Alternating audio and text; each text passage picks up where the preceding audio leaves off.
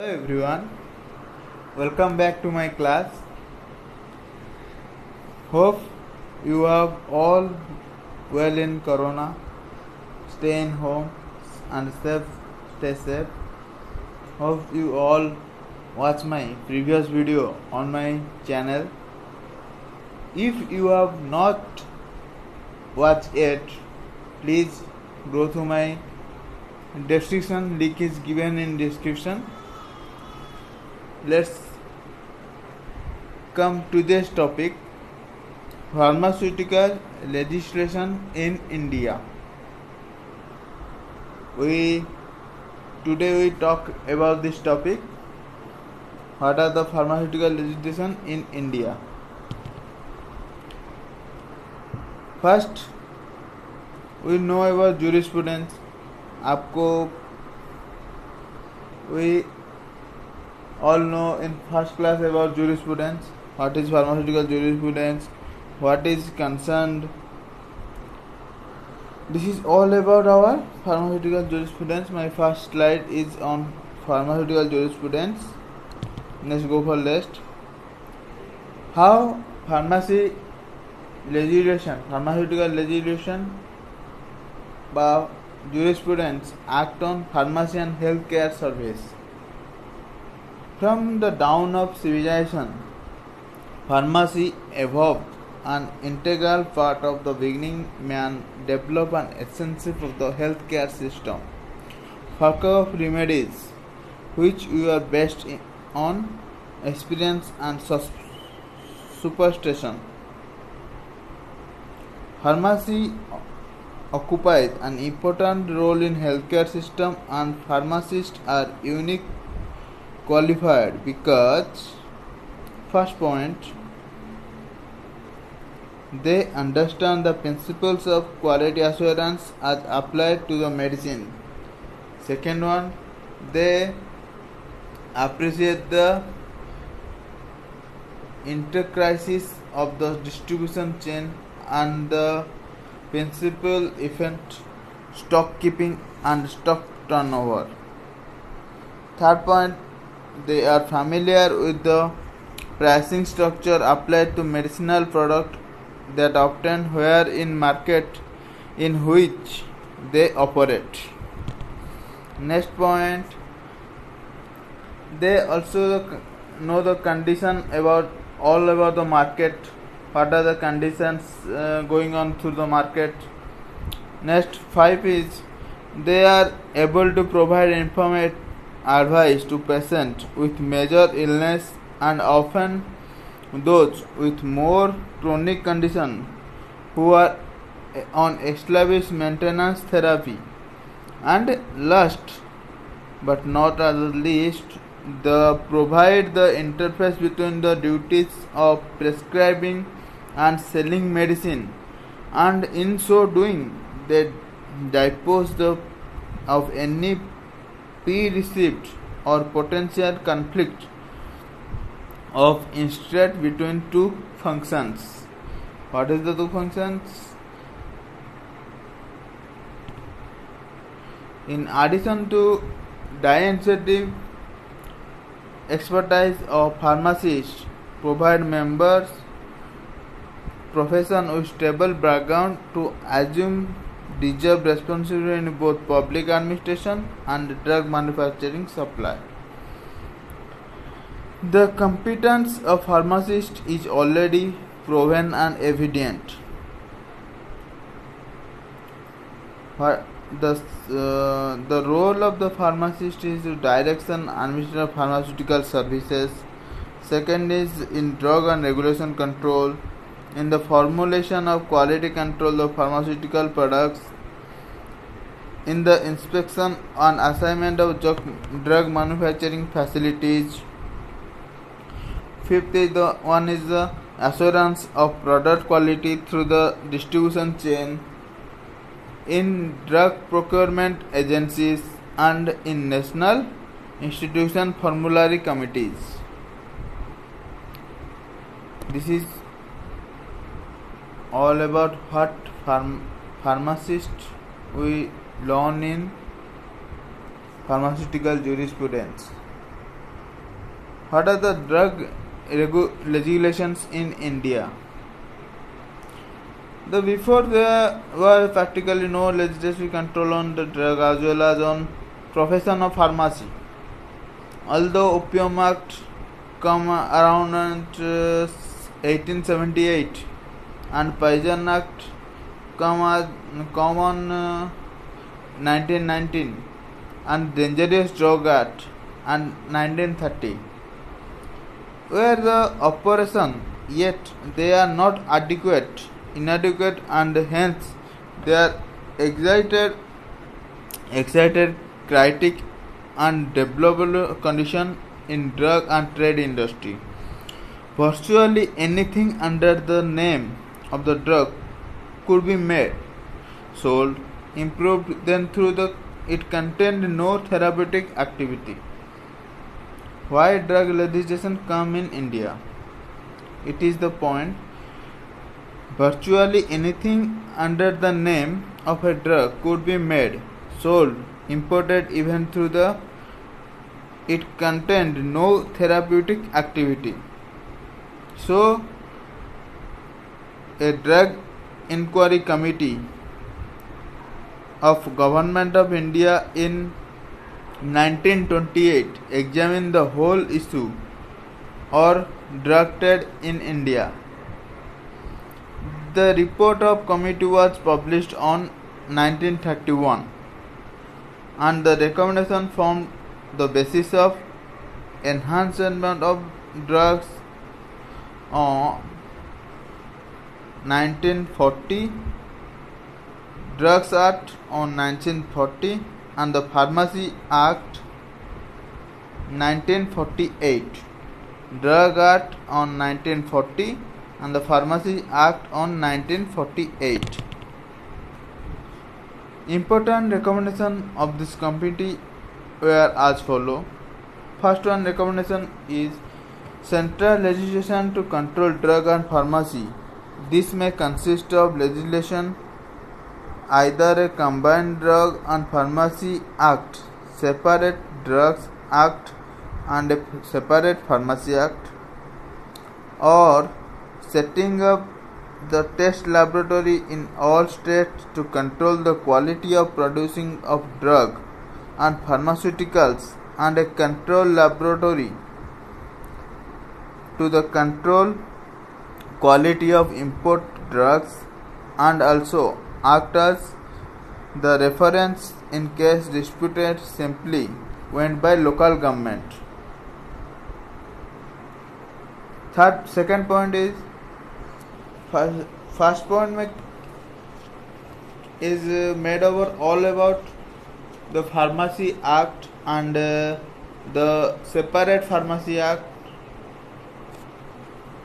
and second one is about all states all have one Pharmacy Act or all states have another point of Pharmacy Act. This will be discussed in the meeting. A recommendation is going to the meeting. Appointment of arbitrary board to advise government in making rules to carry out the object of the act. Setting up the course of training in pharmacy and prescribing minimum qualification for registration as a pharmacist. All these meeting going on, all advisory board advised by comment in making a rule to object of this act is one registered pharmacy can prescribe and training in a pharmacy. A registered pharmacy can open a pharmacy shop or may work there or prescribe medicine to the patients. This is the basic rule come for as per Pharmacy Act. Next slide. Then 5 is single drug used as well as the compounded medicine used. A crude single drug as well as compounded medicines used in indigenous system of medicine, there should be brought under the control. The medicine should be brought under control of board. Next, the industry in India should be developed. It is the main point of this pharmacy committee and board meeting that drug industry in India should be developed. The manufacturing and medical stores depots should be gradually reduced. Steps should be taken to comply an Indian pharmacopoeia. The Cinchona department should cultivate cinchona. Only cinchona department should cultivate cinchona. These are the 10 recommendations of the Committee for the Drug and Pharmacy Act. Next, we go for the Health Survey and Development Committee, that is otherwise known as Bhor Committee. It was appointed in 1943 to make a survey of exciting position in the respect of health organization in the British India, to make recommendation for further developments. Some recommendations of the committee were as follows. First recommendation was the establishment of All Indian Pharmaceutical Council and Provincial Pharmaceutical Council representing the pharmaceutical trade, education and other pharmaceutical interests.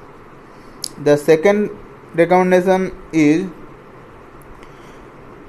the enhancement of legislation designed to protect to public from importance to safeguard the interest of equal pharmacists and to raise the professional standing of pharmacists engaged in the handling of drugs. And the third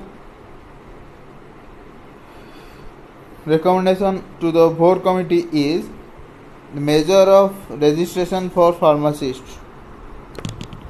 And the fourth recommendation to the board committee is measure of maintaining disciplinary control over the practice of profession of pharmacy.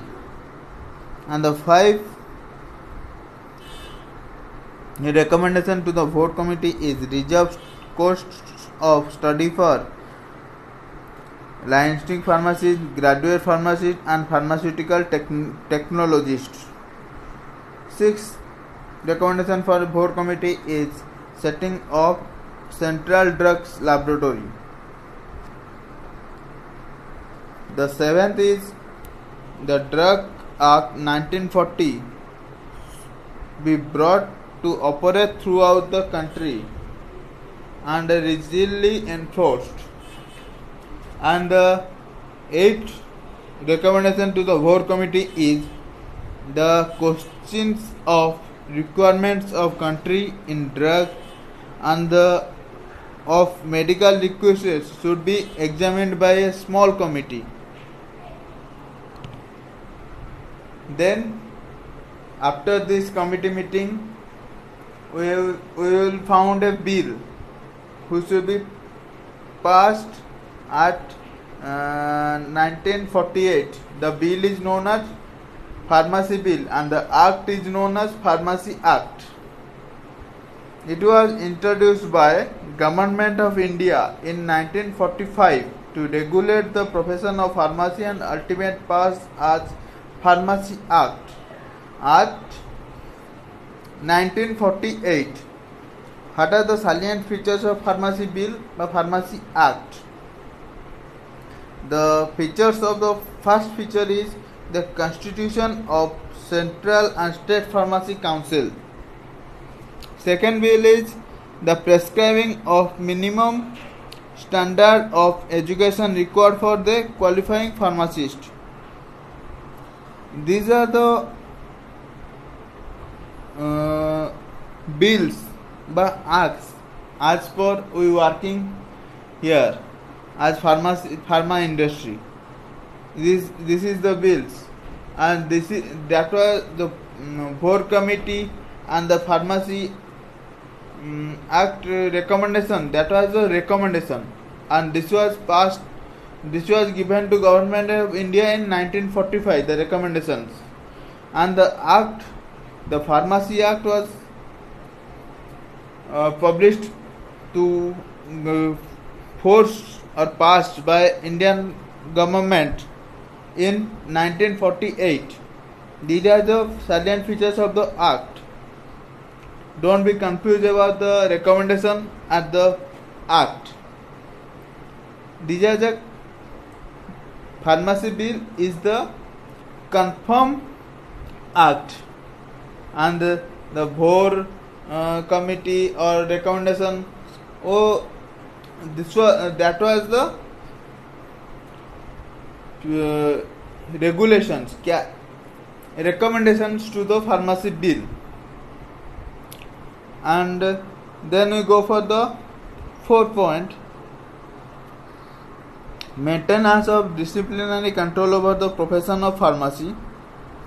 Fifth point: dispensing or prescription of registered medical practitioner only by registered pharmacist.